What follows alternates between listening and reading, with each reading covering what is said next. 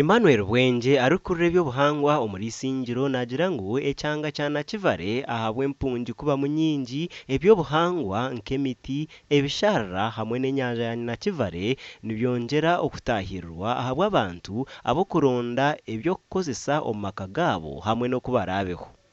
ebyetengo bye by'amizi ebyetengo bye eby'omwanya ogw'okuhingamu so ine pressure yibarukureta byobuhangwa by'Isingiro district. Prince Bavukahi otwire hehi n'enyanja ya Nakivale atugizire ngu ekitongore kya Oxfam hamwe na Gesa bakahinga emiti aha nyanja egi okugirinda bitu ahiturugambire ebi ahabwa abakuhinga omu myanya egi bakagikuura ahabwa obutamanya mugasho gwayo. Oxfam yijire yatwereka nanka ebirungi biri ha mizi aga obo tutafune nanka amizi ya taps abantu bampa bagenda batema pa amizi naza okusomera kugira ngo abantu bataguma baraja kuzara leki kushisha kuzaho imyenda no burofa bona byabyo netwegesa so kurabo mirimo yi Oxfam erukushagika Gese gukora abakozi urumurimo muhango munongo mukindire ntekateka y'abantu okukira munonga refugees na nationals kugira ngo bakunde ekintu ekikwate no kurinda ebyobuhangwa.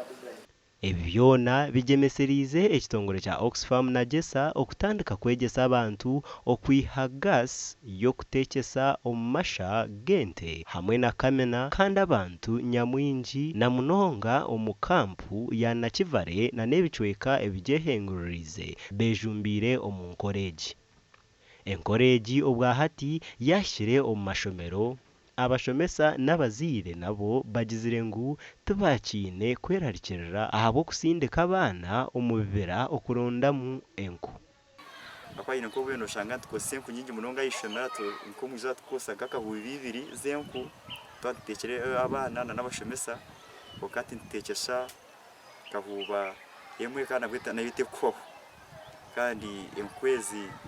hata nigatiyamba na nabana okujya mu banzo kuza kushenye ko mbyaro tuba kigenda kushenya kitune by'ubuhangwa nabyo byagumaho tutari ko kutubentu tutine amahigaga. Gasha kwa Ruth Nwamanya.